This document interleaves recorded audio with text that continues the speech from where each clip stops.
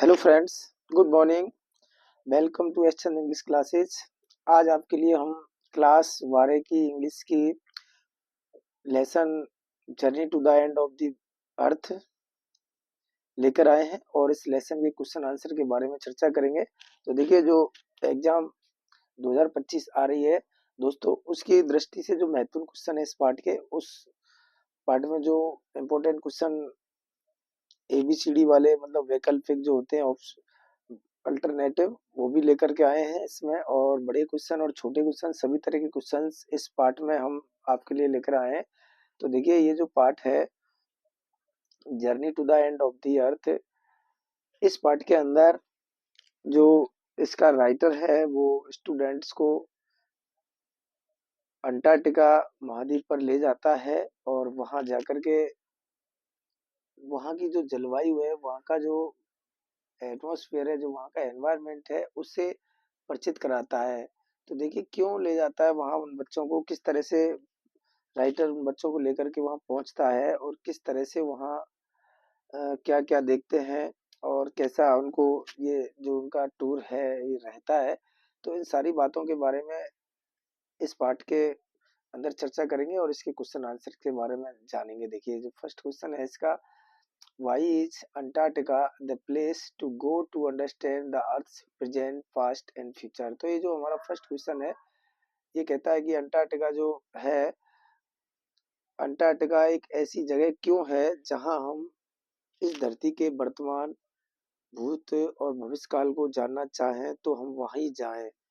तो ऐसा क्यों, यानी कि अंटार्कटिका महाद्वीप ही ऐसी जगह क्यों है जहां हम इस पृथ्वी के भविष्य काल, भूतकाल और वर्तमान काल को जा करके पता कर सकते हैं। तो देखिए, ऐसा क्या है वहाँ। तो इसका आंसर है, the world's geological history is trapped in Antarctica.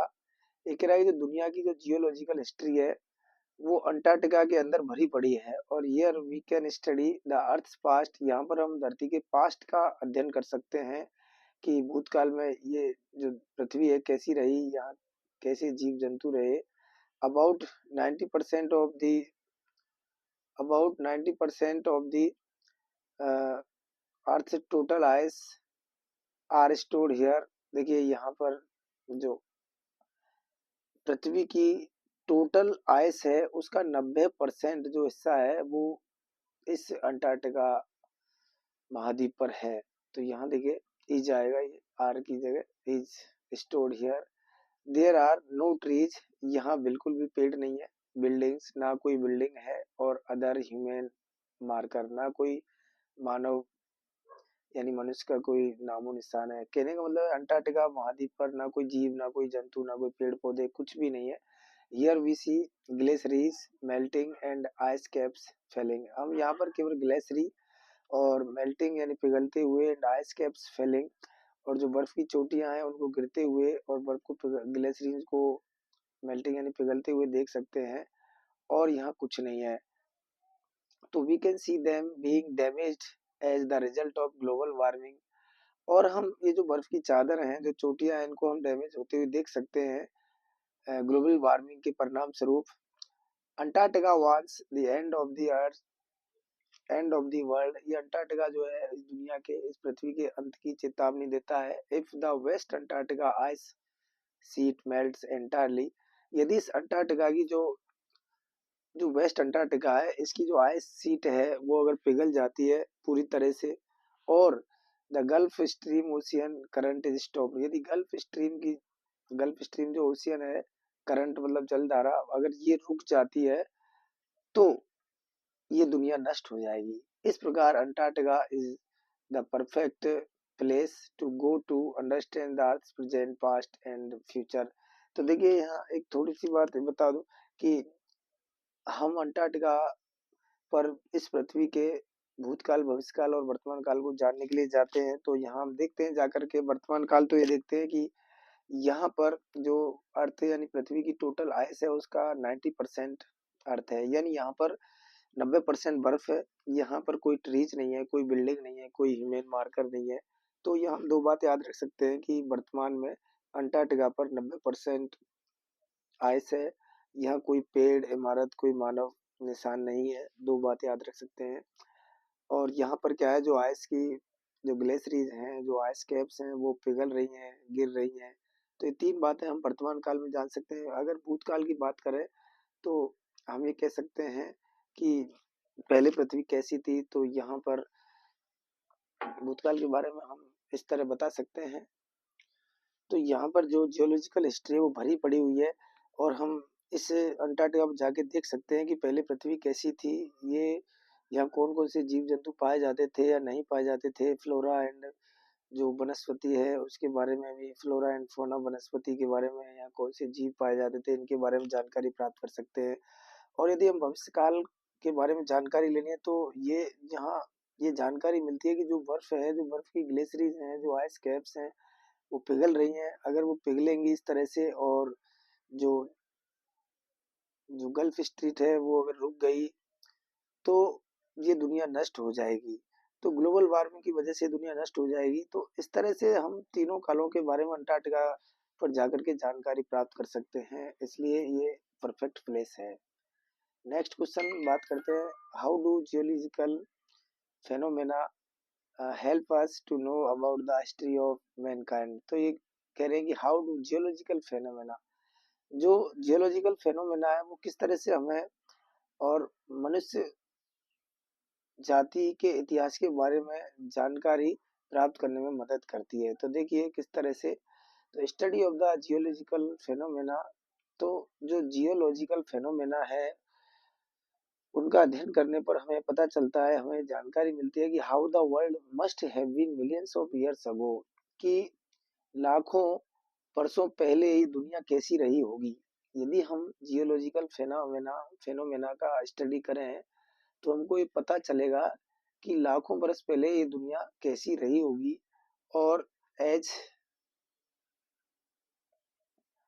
आगे बात करें तो एज इन अंटार्कटिका, जैसा कि अंटार्कटिका में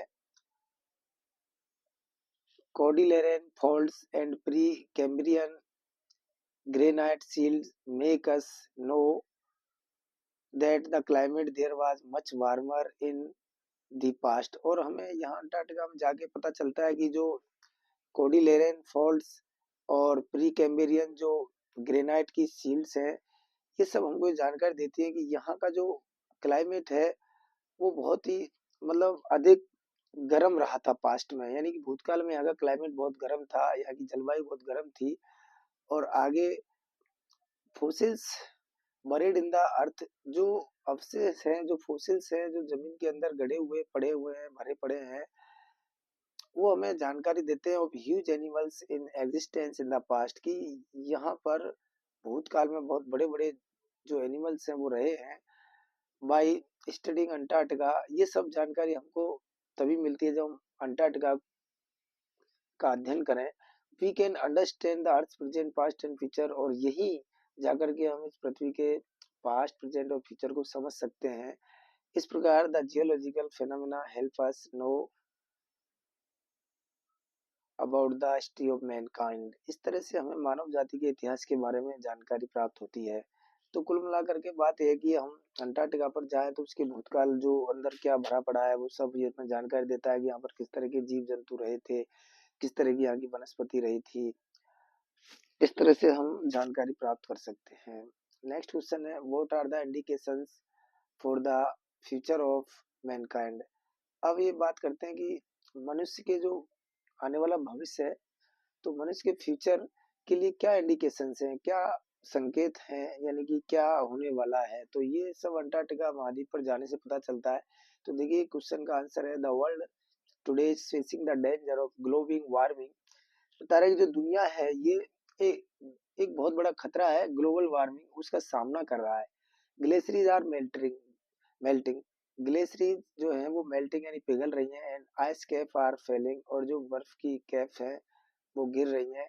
और there are indications of a much warmer world as existed in the remote past. तो इस तरह से यहाँ पर जो इंडिकेशंस है, जो संकेत मिल रहे हैं, वो उस तरह के मिल रहे हैं जिस तरह से ये दुनिया भूतकाल में रही थी, कभी लाखों वर्षों पहले जिस तरह से गर्म जलवायु यहाँ रही थी, ऐसे ही अब यहाँ गर्म होने वाला है और ग्लोबल वार्मिंग के तहत जो गर्मी होगी उससे बर्फ पिघलेगी और बर्फ पिघलेगी तो दुनिया नष्ट हो जाएगी। तो इफ दैट हैपन्स, यदि ऐसा होता है तो Mankind will be wiped out from the global scenario. तो जो ये दुनिया है ये नष्ट हो जाएगी, इस संसार में से, इस पृथ्वी पे से दुनिया नष्ट हो जाएगी। और इट सीम्स, ऐसा लगता है, that climate change will chaos the end of the world, कि जो जलवायु परिवर्तन जो है, ये क्लाइमेट चेंज जो है, जलवायु परिवर्तन है, यही इस दुनिया के अंत का कारण होगा। तो जिस तरह से ये जलवायु में परिवर्तन हो रहा है, ग्लोबल वार्मिंग बढ़ रही है, ये इंडिकेशंस हैं कि इससे जो मानव जाति है उसका भविष्य खतरे में पड़ा हुआ है, बहुत बड़े खतरे में पड़ा हुआ है। तो दस इस प्रकार the indications for the future of mankind are really fatal. तो इस तरह से जो इंडिकेशंस हैं, जो संकेत हैं, वो मनुष्य जाति के भविष्य के लिए वास्तव में बहुत ही फेटल यानी घातक हैं। तो सबसे बड़ी बात यही है कि जो मनुष्य जाति है अब वर्तमान में एक बहुत बड़े संकट का सामना कर रहा है, और ये संकट है ग्लोबल वार्मिंग, यानी यहाँ का जो क्लाइमेट चेंज है, जलवायु परिवर्तन हो रहा है, उसकी वजह से ग्लोबल वार्मिंग बढ़ रही है। और ग्लोबल वार्मिंग की वजह से ही ये बर्फ पिघलेगी, बर्फ पिघलेगी तो ये दुनिया नष्ट हो जाएगी। तो इस तरह से ये मानव जाति के भविष्य के बारे में इंडिकेशंस हैं। नेक्स्ट क्वेश्चन है, how did the author travel to Antarctica. लेखक अंटार्कटिका की किस तरह से यात्रा करता है। तो देखिए, the author travel to Antarctica on a Russian research vessel Akademik Shokalskiy. तो यहाँ ये बात करता है कि जब जो लेखक है वो स्टूडेंट ऑन आइस, उसका एक कैंपेन, एक अभियान है जिसके तहत वो अंटार्कटिका पर बच्चों को ले जाता है। तो उसमें यही है कि उस अभियान का नाम स्टूडेंट ऑन आइस। और जब इस अभियान पर जाता है तो वो किस तरह से पहुंचता है, तो वो एक रशियन रिसर्च वेसल है उसमें जाते हैं जिसका नाम है अकेडमिक सोकाल स्काई।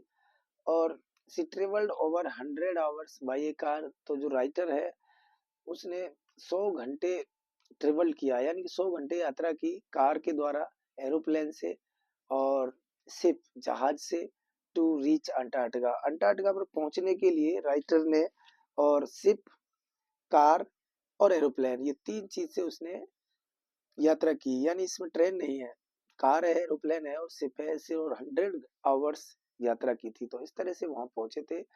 और एक रशियन रिसर्च वेसल है जिसका नाम अकेडमिक सोकल स्काई, इसके थ्रू गए थे। नेक्स्ट क्वेश्चन है, what was the chief aim of the students, what was the chief aim of the students on ice programme. तो स्टूडेंट ऑन आइस, ये जो प्रोग्राम था जिसके तहत स्टूडेंट्स को राइटर ले गए थे, तो वो यही है, उसका नाम स्टूडेंट्स ऑन आइस। तो द इसका जो मुख्य उद्देश्य था वो क्या था। तो देखिए, राइटर इसको क्यों वहां ले जाते हैं और उसका क्या कारण था, क्या उद्देश्य था।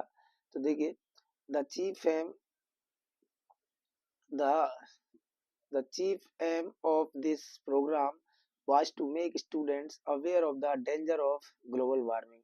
तो इसका मुख्य उद्देश्य तो यही था कि विद्यार्थियों को जो आने वाली ग्लोबल वार्मिंग का जो संकट है उससे जानकारी प्रदान की जाए, यानी उसके बारे में जानकारी प्रदान किया जाए, उसे सावधान कराया जाए। He wanted the future policy makers to experience how difficult it would be to sustain life। और ये कभी जानना चाहते हैं कि मतलब हम लोगों को ये अनुभव कराना चाहते हैं, जो पॉलिसी मेकर हैं, जो पॉलिसी बनाते हैं, नीति बनाते हैं, वो ये अनुभव करें, टू एक्सपीरियंस, अनुभव करें कि हाउ डिफिकल्ट, कि कितना कठिन होगा, to sustain life with the rising temperatures, जो बढ़ता हुआ तापमान है, इस बढ़ते हुए तापमान के साथ जीवन को बनाए रखना कितना कठिन होगा। तो इसीलिए ले जाता है स्टूडेंट्स को, राइटर जो है वो स्टूडेंट्स को इसलिए वहां पर लेकर जाते हैं ताकि विद्यार्थी आने वाला जो डेंजर है बहुत बड़ा, जो ग्लोबल वार्मिंग का है, उसके बारे में जानकारी प्राप्त कर सकें। और जो पॉलिसी मेकर है वो ये बात जान सकें कि मानव जीवन है उसको, और इस बढ़ते हुए तापमान के साथ किस तरह से बनाए रखा जा सकता है, यानी कितना कठिन है इस तरह से बनाए रखना। और ही वांटेड, मैं चाहता था, them to see the melting ice shelves so that they could estimate the trouble that mankind was headed to। और मतलब वो ये भी चाहता था कि ताकि वो स्टूडेंट उन पिघलती हुई बर्फ की चादरों को देखें ताकि वे ये अनुमान लगा सकें उस परेशानी के बारे में, दैट मैनकाइंड वाज headed, जिसकी तरफ मनुष्य जाति मनुष्य जाति बढ़ रही थी। मतलब जिस परेशानी की तरफ हम बढ़ रहे हैं, जो परेशानी हमारी तरफ आ रही है, और जो बर्फ की बड़ी बड़ी चादरें, जो बर्फ है वो पिघल रही है, उसको भी वो विद्यार्थी देख सकें, यही उद्देश्य था उसका ले जाने का। आप देखिए छोटे क्वेश्चन, जो अल्टरनेटिव वैकल्पिक जो क्वेश्चन है उनके बारे में बात करते हैं। तो देखिए दोस्तों, फर्स्ट क्वेश्चन है, the author travel to Antarctica on a Russian research vessel, यानी कि जो ऑथर है उसने और एक रशियन रिसर्च वेसल पर अंटार्कटिका की यात्रा की थी। उस वेसल का नाम है अकेडमिक सोकाल स्काई, यानी कि इसका जो आंसर है वो है बी।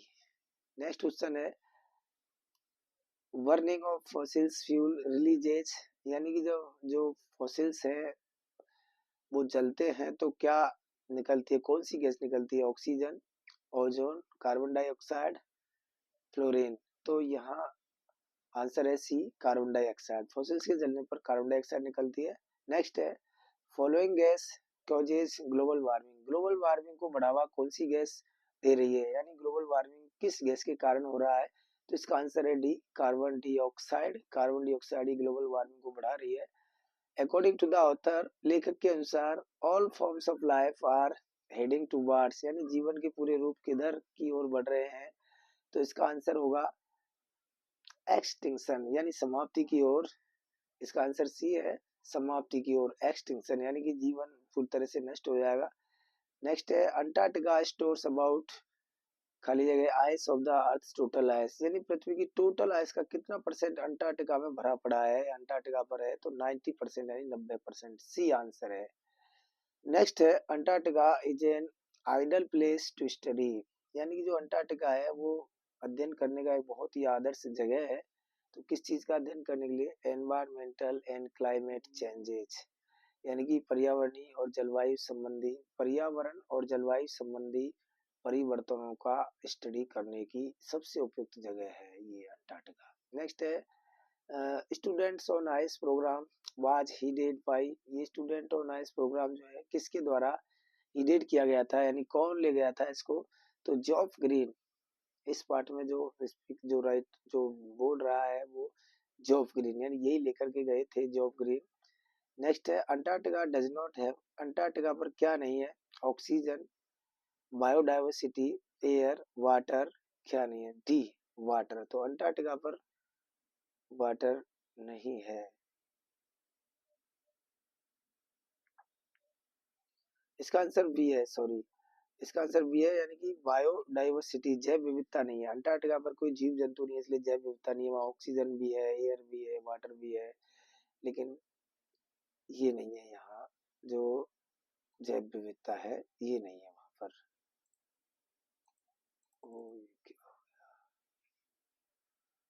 देखिए थोड़ा सा, तो ये बायोडाइवर्सिटी नहीं है। नेक्स्ट क्वेश्चन है, the food chain of the entire southern ocean is maintain by single celled, यानी कि the food chain of the entire southern ocean, जो पूरा ही साउथर्न दक्षिणी ओशियन है उसको मेंटेन बना रखा है बाय सिंगल सेल्ड, मतलब जो एक कोशिकीय जीव है वो कौन सा है। तो बैक्टीरिया, वायरसेस, फोटोप्लैंक्टन्स, तो ये है फोटोप्लैंक्टन्स, यानी इसका आंसर यही है सी, सी आंसर है इसका। नेक्स्ट है, Antarctica is at the earth, Antarctica पृथ्वी के नॉर्थ पोल पर, साउथ पोल पर, इक्वेटर, या फिर नॉन ऑफ दिस, इनमें से कोई नहीं, किस पर है। तो बी इसका आंसर है, यानी साउथ पोल पर। अंटार्कटिका पृथ्वी के साउथ पोल पर है, यानी कि बी आंसर है। नेक्स्ट क्वेश्चन बात करते हैं, गोंडवाना एग्जिस्टेड रफली अराउंड, खाली जगह, यानी गोंडवाना जो है, गोंडवाना लैंड, ये कब अस्तित्व में रहा था, यानी लगभग। तो लगभग इसका आंसर है डी, यानी 650 मिलियन ईयर्स अगो, यानी 650 million years ago Gondwana land अस्तित्व में था। नेक्स्ट है, the narrator was on boat the ship, यानी नरेटर कौन से जहाज पर गया था। तो एकेडमिक सोकाल स्काई। नेक्स्ट है, इसका आंसर इसका जो ऑप्शन दिया हुआ है ये गलत है, जबकि आंसर इसका एकेडमिक्स होगा, इसका यानी सी आंसर है। Number 13, if we want to know our earth the human race and its past present and future where should we go. यदि हम धरती को जानना चाहते हैं, मानव जाति, और यदि हम धरती, मानव जाति और इसके पास्ट प्रेजेंट और फ्यूचर को जानना चाहते हैं तो कौन सी जगह पर जाना चाहिए? तो यही है अंटार्कटिका कंटिनेंट, यानी D. 14, what are the reasons for an increasing global temperatures, यानी जो ग्लोबल टेम्परेचर, यानी कि जो ये ग्लोबल टेम्परेचर बढ़ रहा है, इसके बढ़ने का क्या कारण हो सकता है? तो इसका देखिए, cutting of trees, human activities, increasing pollution, all these.